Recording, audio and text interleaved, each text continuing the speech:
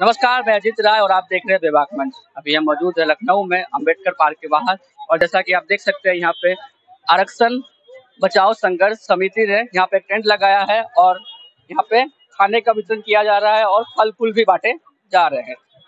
जैसा कि आप सबको हम बता दें कि आज B.R. अम्बेडकर जयंती है और इस अवसर पर ये आयोजन किया जा रहा है। तो हमारे साथ इस समिति से जुड़े हुए लोग भी मौजूद है, उनसे आइए हम बात करते हैं। सर, आपका नाम? अवधेश कुमार वर्मा। मैं संयोजक हूँ आरक्षण बचाओ संघर्ष समिति। जी, तो सर जैसा कि आज आप सब जानते हैं कि यहाँ पे इतने बड़ा आयोजन भी हो रहा है और आज B.R. अम्बेडकर जी की जयंती भी है, तो आप किस बात को लेकर उनसे प्रभावित? देखिए, आरक्षण बचाओ संघर्ष समिति का कल से ही कार्यक्रम शुरू हो गया था। कल पूर्व संध्या पर बाबा साहब की जयंती पर हम लोगों ने यहाँ भव्य कार्यक्रम किया था, जिसमें सांस्कृतिक कार्यक्रम का आयोजन किया गया था। इसमें हमारे बहुजन गीत गाने वाले जो प्रसिद्ध लोग हैं, जो PhD कर रहे हैं, संगीत कर रहे हैं, जो बच्चे आते हैं उनको हम लोग पढ़ाते हैं। तो अशोक बौद्ध को बुलाया गया था, जो PhD कर रहा है बनारस हिंदू यूनिवर्सिटी से, तो आए थे यहाँ पे। अच्छी तरीके से एक भव्य कार्यक्रम हुआ। अब आज हम लोगों का कार्यक्रम रहता है कि बाबा साहब द्वारा बनाई गई संवैधानिक व्यवस्था पर चलने के लिए हमारे आरक्षण बचाओ संघर्ष समिति में जो 8 लाख आरक्षण समर्थक कार्मिक है, वो संकल्प लेते हैं। और सब इसके बाद हम लोगों ने फल वितरण का कार्यक्रम किया है। इसके बाद जो है हम लोग फूड बांट रहे हैं। इसके बाद खाने का वितरण का कार्यक्रम कर रहे हैं, पानी वितरण का कार्यक्रम कर रहे हैं। और आज के दिन को हम लोग बहुत ही समझ लीजिए कि हमारे लोगों के लिए साल भर से इसका इंतजार रहता है कि बाबा साहब की जयंती आ रही है, इससे बड़ा दिन हमारे लिए कुछ नहीं होता। तो उसको लेकर हम लोग वो करते हैं। और जो आरक्षण बचाओ संघर्ष समिति का मेन उद्देश्य है वो यही रहता है कि बाबा साहब द्वारा बनाई गई संवैधानिक व्यवस्था को आगे बढ़ाने के लिए हम लोग जागरूक होकर अपना आंदोलन चलाएं। और मेन जो हमारा इशू है वो पदोन्नतियों में आरक्षण का बिल पास कराने का है।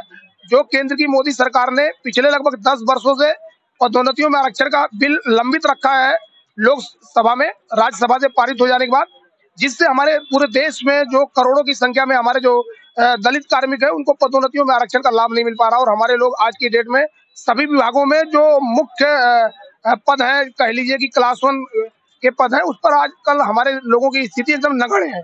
तो मैं आपके मंच के माध्यम से केंद्र की मोदी सरकार से यह मांग करूंगा कि जो पदोन्नतियों में आरक्षण का बिल है उसे पारित कराया जाए और बाबा साहब द्वारा बनाई गई संवैधानिक व्यवस्था को बहाल किया जाए। आज बाबा साहब की जयंती है और बहुत धूमधाम से लोग मना रहे हैं। अगर केंद्र की मोदी सरकार हम लोग की आवाज को सुनेगी और पदोन्नतियों में आरक्षण का बिल पारित कराएगी तो निश्चित तौर पर एक बड़ा संदेश जाएगा। और लोगों के मन में जो भ्रम रहता है कि भाजपा कहती कुछ है करती कुछ है, तो वो प्रदर्शन साफ होगा और पूरे देश में दलित समाज जो है उनका शुक्रगुजार रहेगा। अच्छा, तो जैसे कि आपने आपका समिति का नाम भी है आरक्षण बचाओ संघर्ष समिति, तो आपको लग रहा है कि आरक्षण खतरे में है? निश्चित तौर पे खतरे में है। देखिए, पदोन्नतियों में आरक्षण की व्यवस्था उत्तर प्रदेश में पिछले लगभग आज की डेट में 2012 से यहाँ पदोन्नतियों में आरक्षण की व्यवस्था समाप्त हो गई। यहाँ कानून खत्म हो गया है। यहाँ पदोन्नतियों में आरक्षण के लिए कोई कानून नहीं है। अब लोग कोई भी पदोन्नति में आरक्षण कानून के तहत पदोन्नत नहीं पा रहे थे। इसका मतलब कि आरक्षण खतरे में है। जब 2012 के बाद हमें जो हमारे संवैधानिक प्रदत्त अधिकार नहीं मिला, तो सब मिलाकर निश्चित तौर पर कहीं न कहीं जो हमारी बाबा साहब द्वारा बनाई गई संवैधानिक व्यवस्था है वो खतरे में है। और निश्चित तौर पर लोकसभा, राज्यसभा या संवैधानिक संस्था जितनी भी है जो कानून बनाती है, उनको निश्चित तौर पर इस पर सोचना होगा और सख्त कानून बनाकर आरक्षण को संविधान की नवी सूची में डालना होगा, जिससे उससे कोई छेड़छाड़ न कर पाए और सही मायने में हमारी संवैधानिक व्यवस्था सुरक्षित रहे। तो चुनाव से पहले भी कई वादे किए जाते हैं कि इतना जॉब निकलेगी, इतनी वैकेंसी होगी, इतने आरक्षण मिलेंगे सबको, तो उसको लेकर क्या करें? देखिए, जहाँ तक सवाल है, केवल ये एक चीज मैं आपको बता दूं, दलित समाज के लिए जितने भी संवैधानिक वादे लोग करते हैं उसको वास्तव में उसमें खरा नहीं उतरते हैं। मैं आपको बताना चाहता हूं कि जब लोग राज्यसभा में पदोन्नतियों में आरक्षण का बिल पारित हुआ था, उस समय केंद्र में कांग्रेस की गवर्नमेंट थी और यही भारतीय जनता पार्टी विपक्ष में थी और हल्ला मचा रही थी, इसको लोकसभा में तुरंत पारित करो, तुरंत पारित करो। लेकिन आज जब लगभग पिछले 8 सालों से उनकी सत्ता है, तो उनको ये ख्याल ही नहीं आ रहा है कि पदोन्नतियों में आरक्षण की व्यवस्था बहाल की जाए। तो सब मिलाकर जब लोग सत्ता में आते हैं तो दलितों को भूल जाते हैं। केवल वोट की राजनीति के लिए उनको वो एजेंडा, उनके जो एजेंडे हैं वो केवल दिखाने के लिए वो सेट करते हैं। तो सही मायने में संवैधानिक व्यवस्था बहाल तभी होगी जब वास्तव में कोई भी सरकार हो, चाहे उत्तर प्रदेश की सरकार हो, केंद्र की मोदी सरकार हो या किसी भी राज्य की सरकार हो, आरक्षण को लागू करने वाला जब तक ईमानदार नहीं होगा, निश्चित तौर पर इसी प्रकार की संवैधानिक व्यवस्था पर कुठाराघात होता रहेगा। आपका ये कहना है कि मतलब दलित समाज को एक तरह से वोट बैंक की देखा जाता है, वोट बैंक की तरह? तौर पर अगर दलित समाज को वोट बैंक की लिहाज से न देखा जाता तो बाबा साहब द्वारा संवैधानिक व्यवस्था, अगर किसी भी राज्य में, ये कैसा कानून है देश में कि एक राज्य में पदोन्नतियों में आरक्षण की व्यवस्था संवैधानिक है और दूसरे राज्य में पदोन्नतियों में आरक्षण की व्यवस्था समाप्त है।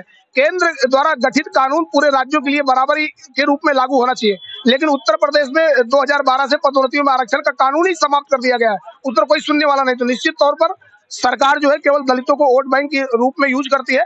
तो इसलिए मैं सरकार से ये आग्रह करना चाहूंगा कि हमारा दलित समाज बहुत जागरूक हो गया और ईमानदारी से आप बाबा साहब द्वारा बनाई गई संवैधानिक व्यवस्था पर आगे आए।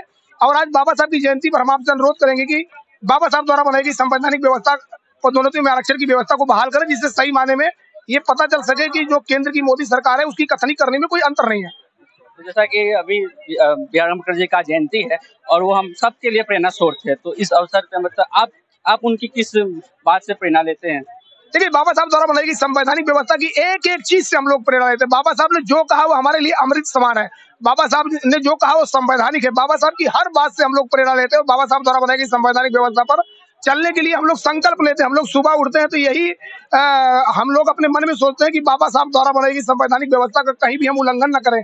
तो हम लोग संविधान प्रदत्त कानून के तहत लड़ाई लड़ते हैं, संविधान प्रदत्त कानून के तहत हर कार्रवाई करते हैं। निश्चित तौर पर बाबा साहब द्वारा बनाई गई हर चीज से हम लोग प्रेरणा लेते हैं और उसी के तहत हम लोग हमेशा बाबा साहब द्वारा बनाई गई संवैधानिक व्यवस्था के रास्ते पर चलते हैं। बेबाक मंच से बात करने के लिए आपका बहुत बहुत धन्यवाद। बहुत बहुत आपको भी मैं धन्यवाद देना चाहूंगा कि आप आज हमारे कार्यक्रम में, हमारे पंडाल में आप आए और निश्चित तौर पर आपने हमारे लोगों की आवाज को आपने उठाया। तो बेबाक मंच को मैं शुक्रगुजार हूँ कि इस अवसर पर हम लोगों की आवाज को आप आगे बढ़ाने के लिए हमारे पंडाल में है। इसके लिए बहुत बहुत शुक्रगुजार। जय भीम, जय भारत।